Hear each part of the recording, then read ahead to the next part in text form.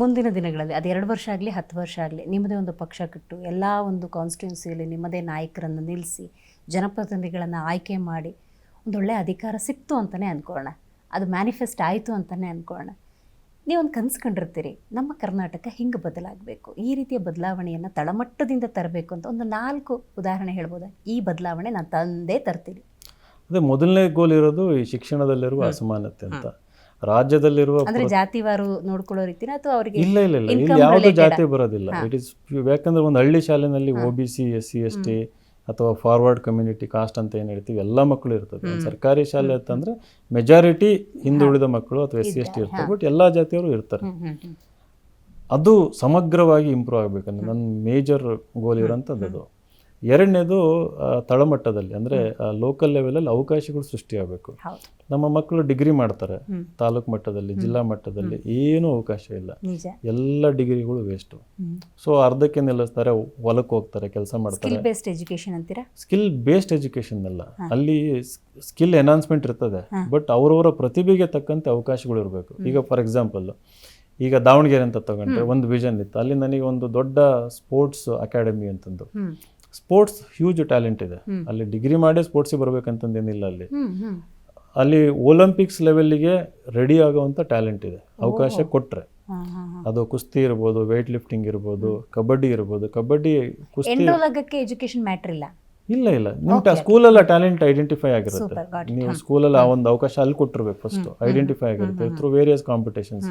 But ಆ talent international ಲೆವೆಲ್ಗೆ compete ಮಾಡ್ಬೇಕನ್ನೋದಾದ್ರೆ ಅಲ್ಲಿ ಒಂದು ಸುಸಜ್ಜಿತವಾದ ಸ್ಟೇಡಿಯಮ್ಮು, ಅದು ಟ್ರೈನಿಂಗ್ ಫೆಸಿಲಿಟೀಸು, ನ್ಯೂಟ್ರಿಷನ್ನು, ಹೆಲ್ತ್ ಫೆಸಿಲಿಟೀಸು, ಒಂದು ಸಿಸ್ಟಮ್ ಅದು ಇರಬೇಕು.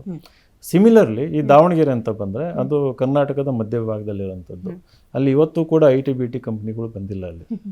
ಯಾಕೆ ಅಂತಂದರೆ ಅಲ್ಲಿ ಯಾರೂ ಮನ್ಸು ಮಾಡಿಲ್ಲ ಅಲ್ಲಿ, ಅಥವಾ ಲ್ಯಾಂಡ್ ಫೆಸಿಲಿಟೇಷನ್ ಮಾಡಬೇಕು ಅಂದರೆ ಕೊಡಬೇಕು, ಲ್ಯಾಂಡ್ ಕೊಡೋವಂಥ ಒಂದು ಪರಿಸ್ಥಿತಿ ಇರಬೇಕಲ್ಲಿ. ಆ ರೀತಿ ಒಂದು ಅನುಕೂಲ ಮಾಡಿಕೊಟ್ಟಿಲ್ಲ ಅಲ್ಲಿ. ಸೊ ಆ ರೀತಿ ಕಂಪನಿಗಳು ಬಂದಾಗ ಏನಾಗುತ್ತೆ, ಆಟೋಮೆಟಿಕ್ ಆಗಿ ಕಾಲೇಜ್ ಎಜುಕೇಷನ್ ಇಂಪ್ರೂವ್ ಆಗುತ್ತೆ. Technical engineering supply and demand thing ಇರ್ತದೆ. ಸೊ ಆಮೇಲೆ ನಿಮಗೆ ರಿಸರ್ಚ್ ಫೆಸಿಲಿಟೀಸ್ ಇರ್ಬೋದು. ಇನ್ನು ನ್ಯಾಷನಲ್ ಸ್ಕೂಲ್ ಆಫ್ ಡ್ರಾಮಾ ಅಂತ ಅಲ್ಲಿ ತುಂಬ ನಾವು ಮಾಡೆಲಿಂಗ್ ಮಾಡಬೇಕಂತ ಆಸೆ ಇದೆ ಅಲ್ಲಿರೋ ಮಕ್ಕಳಿಗೆ. ಎಲ್ಲದಕ್ಕೂ ಬೆಂಗಳೂರು ಬರಬೇಕೀಗ. You have to come to Bangalore ಇಲ್ಲ ಮುಂಬೈ. ಏನಾದರೂ ಒಂದು ಡ್ರೀಮ್ ನಿಮಗೆ ಆ್ಯಕ್ಟಿಂಗ್ ಬೇಕಂದ್ರೆ ಮುಂಬೈಗೆಲ್ಲ ಹೋಗಬೇಕು, ಅಥವಾ IT ಬೇಕಂದ್ರೆ ಬೆಂಗಳೂರು, ಅಥವಾ IAS ಬೇಕಂದ್ರೆ ಈಗ ಬೆಂಗಳೂರಿಗೆ ಬರ್ತಾರೆ, ಮುಂಚೆ ಡೆಲ್ಲಿ ಹೋಗ್ತಾ ಇದ್ರು, ಈಗ ದಾವಣಗೆರೆಯಿಂದ ಹಬ್ ಮಾಡ್ತಾ ಇದ್ದೀನಿ ನಾನು, ಅಲ್ಲೊಂದು ಸೆಂಟರ್ ಮಾಡಿದ್ದೀವಿ. ಸೊ ಅವಕಾಶಗಳು ಸೃಷ್ಟಿ ಆಗಬೇಕು. ಸೊ ಅದೇ ರೀತಿ ಪ್ರತಿಯೊಂದು ತಾಲೂಕು ಇಡೀ ಕರ್ನಾಟಕದಲ್ಲಿ ಅದನ್ನು ಮಾಡ್ಬೋದು, ಅವಕಾಶಗಳು ಸೃಷ್ಟಿ ಮಾಡಿ. ಅದಕ್ಕೆ ಬೇಸಿಕ್ ಇನ್ಫ್ರಾಸ್ಟ್ರಕ್ಚರ್ ಕೊಡಬೇಕಾಗತ್ತೆ ನಾವು. ಸೊ ಅದು ಎರಡನೇದು ನನ್ನ ಡ್ರೀಮ್ ಇರೋಂಥದ್ದು. ಸೊ ಮೂರನೇದು ಈ ಕನ್ನಡ ಭಾಷೆ ಅಂತಂದು.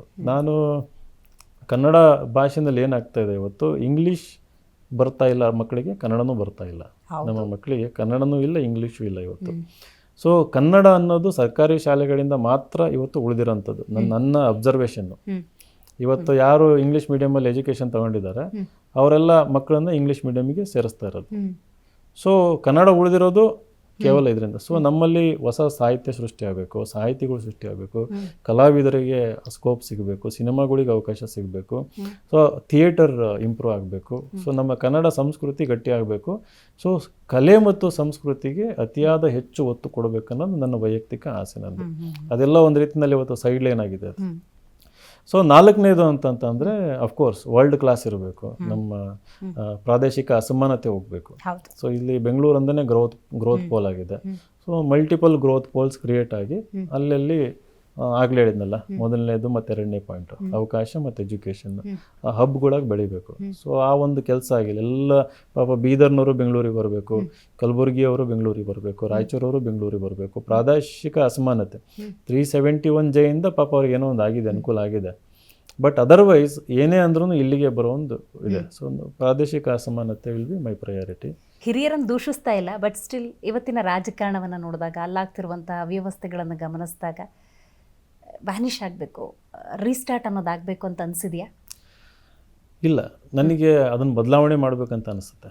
ಅಂದರೆ ಇವತ್ತು ಮುಂಚೆ ಒಂದು ನೀವು ಪಾರ್ಲಿಮೆಂಟ್ ಒಳಗೆ ಅಥವಾ ವಿಧಾನಸೌಧದೊಳಗೆ ಒಂದು ಡಿಬೇಟ್ ಅಂತಂದಾಗ ಕೂತು ಕೇಳಿಸ್ಕೋಬೇಕು ಅನ್ನಿಸ್ತೈತೆ. ಈಗಲೂ ಯೂಟ್ಯೂಬಲ್ಲಿ ಹಳೆ ವೀಡಿಯೋಗಳನ್ನ ನಾನು ನೋಡ್ತಿರ್ತೀನಿ. ಇವರು MP ಪ್ರಕಾಶ್, JH ಪಟೇಲ್, ಅಲ್ಲಲ್ಲಿ ಸಣ್ಣ ಸಣ್ಣ ವೀಡಿಯೋಗಳೆಲ್ಲ ಇದ್ದಾವೆ. ಅವರು ಮಾತಾಡ್ತಿದ್ದದ್ದು ಕಾಲ ಎಲ್ಲಿ, ಹ್ಮ್. ಈಗಿರೋ ಎಮ್ ಎಲ್ ಎಗಳು ಮಾತಾಡ್ತಿರೋ ಲ್ಯಾಂಗ್ವೇಜಲ್ಲಿ, ಇವನ್ ಬಾಡಿ ಲ್ಯಾಂಗ್ವೇಜ್ ಇರ್ಬೋದು, ಲ್ಯಾಂಗ್ವೇಜ್ ಇರ್ಬೋದು, ಎಲ್ಲ ಚೇಂಜ್ ಆಗಿ ಹೋಗಿದೆ. ಪ್ರವಾಹದ ವಿರುದ್ಧ ಈಜ್ತಾ ಇದ್ದೀರಿ ಅಂತ ಅನಿಸ್ತಾ ಇಲ್ವಾ? ಆ್ಯಕ್ಚುಲಿ ಅನ್ನಿಸ್ತಾ ಇಲ್ಲ ನನಗೆ. ಅಂದರೆ ಇಲ್ಲಿ ಸ್ಕೋಪ್ ಇದೆ, ಅದು ನಾವು ಎದುರು ಹಾಕೊಂಡು ಹೋದಾಗ ಹಂಗೆ ಅನ್ನಿಸ್ಬೋದೇನೋ. ಹಾ. ನಿಮ್ಮ ಪಾಡಿಗೆ ನೀವಿರಿ, ದೊಡ್ಡವ್ರು ಬೆಳೆದಿದ್ದೀರಿ, ಹಾ, ಹಾ, ಗ್ರೌಂಡ್ ಫ್ರೀ ಇದೆ, ಸ್ವಾತಂತ್ರ್ಯ ಇದೆ, ಓಡಾಡೋದಕ್ಕೆ ಮುಕ್ತವಾದ ಅವಕಾಶ ಇದೆ, ನಮ್ಮ ಟೀಮ್ ಕಟ್ಕೊಂಡು ನಾವು ಹೋಗ್ತಾ ಇದ್ದೀವಿ. ಅದ್ಭುತ. ಅದು ಎಲ್ಲಿ ಕರ್ಕೊಂಡು ಹೋಗುತ್ತೋ ನೋಡೋಣ.